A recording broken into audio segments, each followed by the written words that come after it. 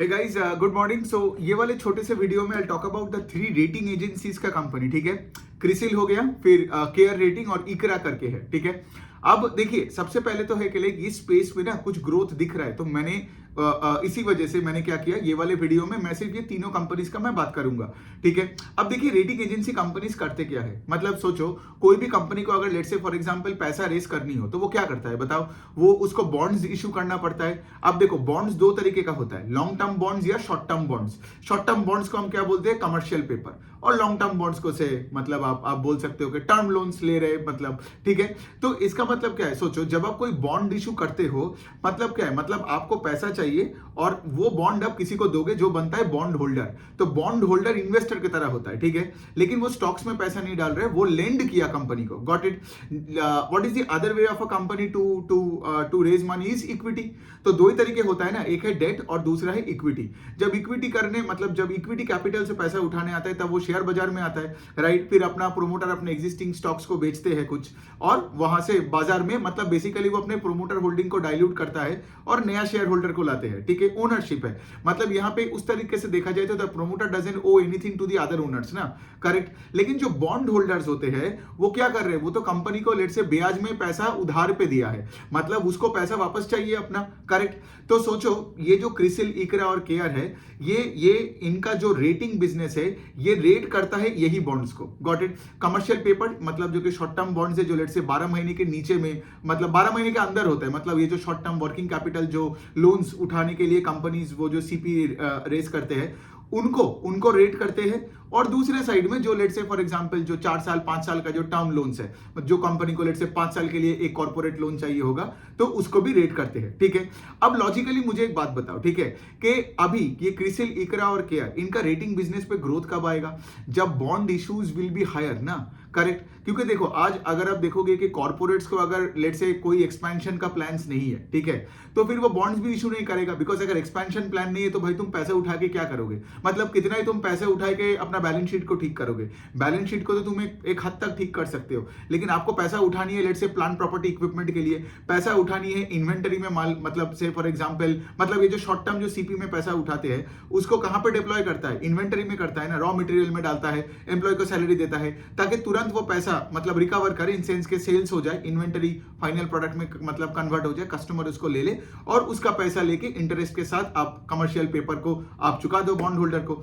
समझ में आ रहा है? तो बेसिकली क्या है, हमारे देश में अगर कंपनीज का ग्रोथ नहीं है तो बॉन्ड मार्केट का भी ग्रोथ नहीं होगा, तो फिर ये रेटिंग एजेंसीज का भी ग्रोथ नहीं होगा। लेकिन इस बार मैंने एक चीज ऑब्जर्व किया कि लाइक पिछले साल के Q2 से इस Q2 में हमारा जो देश का बॉन्ड इशुएंस है that went up by around 60-65%। मतलब क्या है, और सोचो जो भी कोई बॉन्ड इशू करता है मतलब क्या है, इशू करने वाले को पैसा चाहिए, करेक्ट, और वो क्या करेगा, वो बॉन्ड को किसी को बेचेगा, वो पेपर को बेचेगा और उसको पैसा मिलेगा, और बॉन्ड में लिखा होता है कि फेयर वैल्यू क्या है, उसका टर्म्स एंड कंडीशन क्या है, कब तक पैसा आपको चुकाना है, ईएमआई कितना देना पड़ेगा, so on and so fourth. ठीक है, अब सोचो रेटिंग क्यों करना पड़ता है उस बॉन्ड पेपर का, बिकॉज रेटिंग एजेंसी क्या करता है, उस कंपनी का balance sheet, cash flow statement, income statement देखता है, उसका मार्केट समझता है, डिमांड सप्लाई सिनेरियो समझता है, और फिर क्या करता है उस बॉन्ड पेपर पे एक रेटिंग छापता है। आप सोचो फॉर एग्जांपल जो इन्वेस्टर्स है, जो लेट से बॉन्ड में पैसा डालना चाहता है, ठीक है, वो इन्वेस्टर थोड़ी उसका टाइम है कि लाइक वो सारे कंपनीज का ये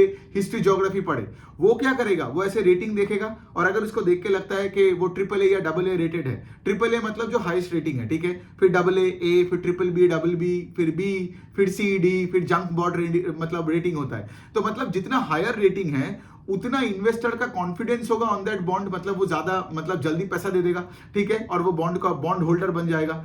और दूसरे साइड में क्या होगा, जितना हायर आपका रेटिंग होता है, जो कंपनी उस बॉन्ड को इशू कर रहे हैं टू रेज मनी, उसको उतने कम कॉस्ट में पैसा उठाना पड़ता है। इसीलिए आप देखोगे बहुत सारे कंपनीज है जो पीपीटी, इन्वेस्टर प्रेजेंटेशन और कॉन कॉल में प्राउडली बताता है कि हमारा रेटिंग्स अपग्रेड हुआ है, और अपग्रेड उनका ही होता है जिनका बिजनेस पे ग्रोथ है, जिनका बैलेंस शीट इंप्रूव हो रहा है, जिनका कैश फ्लो स्टेटमेंट इंप्रूव हो रहा है। Got it? तो यही है बिजनेस मॉडल, ठीक है, कि कोई भी कंपनी को अगर पैसा उठानी है तो उसको रेट करते हैं। अब आप बोलोगे क्रिसिल, इकरा और ये जो आपका केयर रेटिंग है, ठीक है, ये सारे कंपनीज का क्या है ना, एक मोट है, ठीक है, मतलब सोचो आज अगर मैं राजर्षि रेटिंग एजेंसी खोल लूं और कोई कंपनी को मैं रेट करने चलूं, लेकिन राजर्षि रेटिंग को ट्रस्ट कौन करेगा, है ना?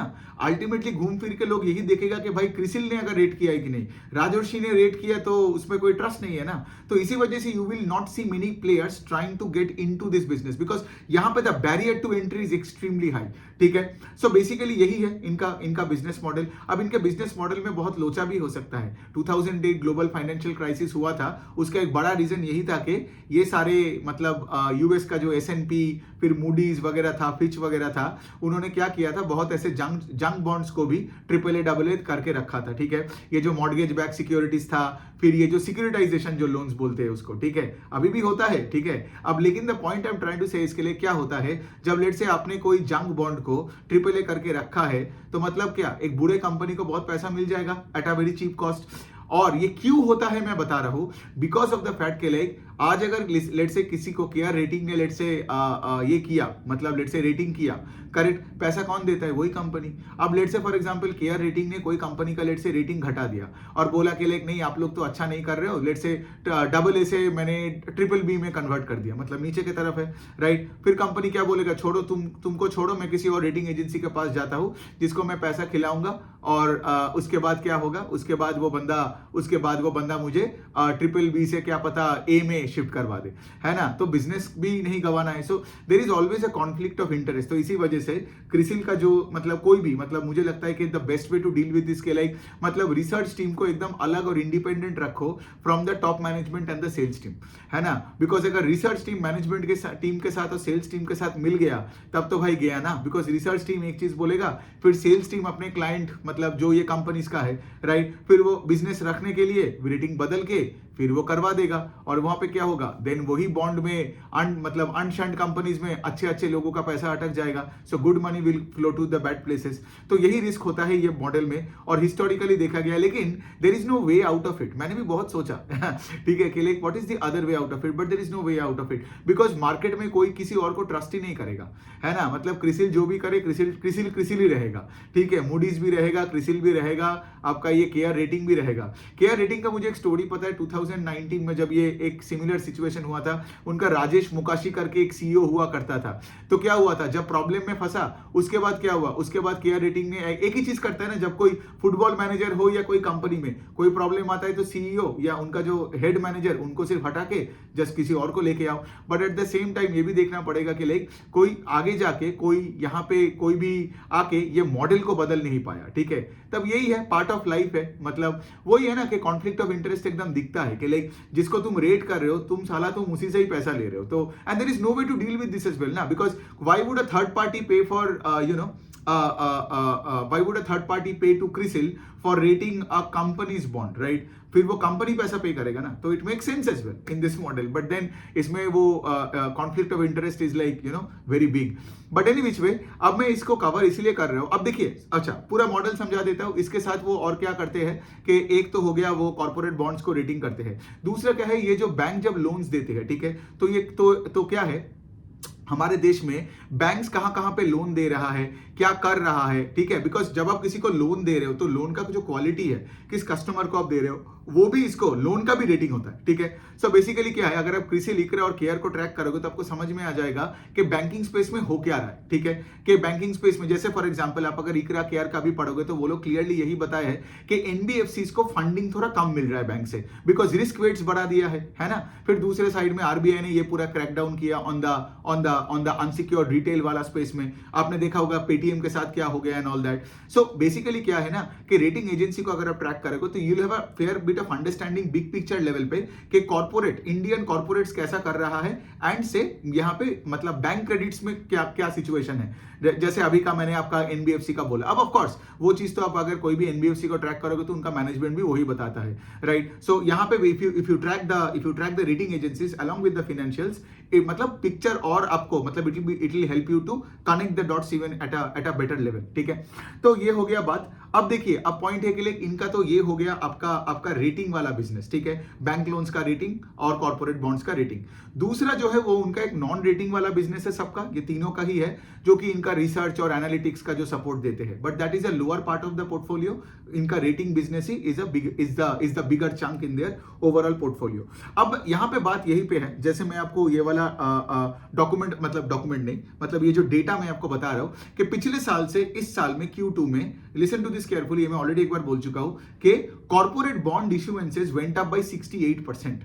मतलब क्या है, अब सिंस तुम्हारा 60% के ऊपर से बॉन्ड इश्यूएंस बढ़ गया तो हर bond has to be rated ना, गॉट इट। तो as a result of which अब Q2 में देख रहे हो ये सारे रेटिंग एजेंसीज का ग्रोथ वापस आ गया। तो जैसे मैं बता रहा हूं, इकरा का सेल्स ग्रू 20% YOY इन Q2, फिर उसके बाद केयर का भी सेल्स ग्रू बाय 20% YOY इन Q2। क्रिसिल का I think it's less, around 12-13% के आसपास है। लेकिन आपको समझ में आ रहा है, यहाँ पे दो कंपनीज है, इकरा एंड केयर, जो 20% से ग्रो कर रहे हैं और इनका मार्जिन भी ठीक ठाक ही है। मतलब इकरा का भी अगर मैं देखूं तो उसका भी प्रॉफिट्स ऑल्सो 20% से ग्रो किया at par with sales growth. और अगर मैं केयर रेटिंग का बात करूं तो केयर रेटिंग का भी profit growth is 22%, again at par with sales growth. थोड़ा बहुत ऑपरेटिंग लेवरेज भी मिला है।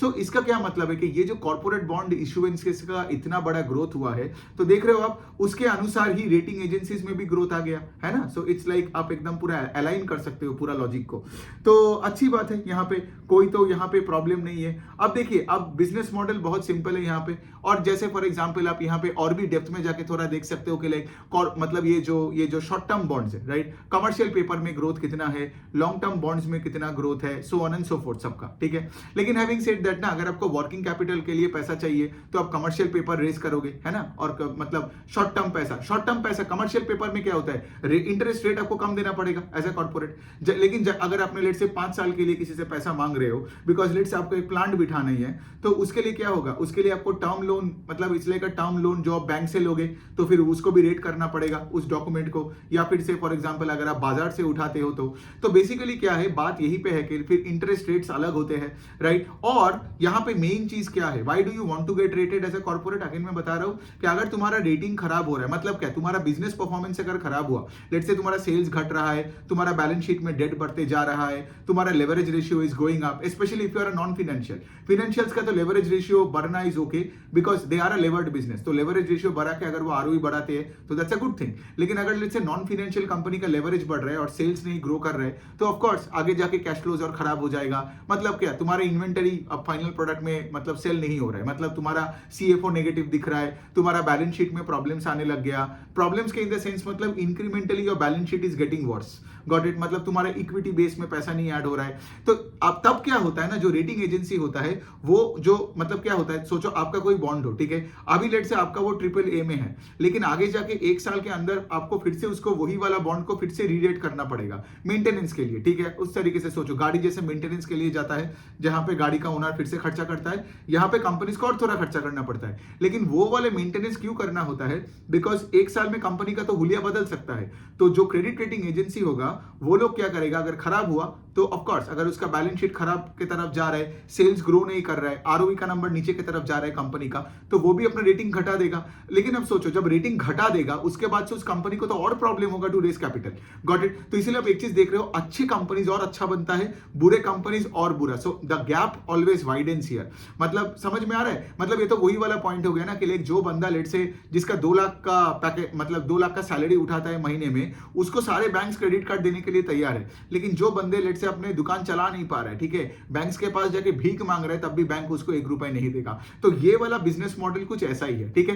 तो चलिए इसको ट्रैक करना, ठीक है, बिकॉज ये तीनों कंपनी तो ऑफ कोर्स, और इनका क्या है, ये बेसिकली 3-4 रेटिंग एजेंसीज है, लेकिन ये तीनों है हमारे देश का prime 3 retail, not retail but basically है कि like the major rating agencies of this country, ठीक है। तो यही है, और आई गेस मैंने तो सारी चीजें तो मैंने तो कवर ही कर लिया। और अब पढ़ना इनके बारे में, ठीक है, क्योंकि अगर 20-25% से ये लोग ग्रो करते हैं तो ऑफ कोर्स इनके स्टॉक में मतलब अगर ग्रोथ मोमेंटम है तो लोग इसके पीछे भागेंगे, ऐसे स्टॉक्स को खरीदना will make sense. But then कोई रिकमेंडेशन नहीं है, मेरा काम है कि जहां मुझे मौका मिलता है मैं वीडियोस बना के आपको बता देता हूं, और दूसरे साइड में जहां मौका चला जाता है, प्रॉब्लम्स आता है, वो भी मैं आपको बताता हूं, so that, but ultimately decision making आपकी है। वो मेरी नहीं है। मेरा काम है कि आपको सही चीजें बता देना और फिर आपके ऊपर डिसीजन छोड़ना।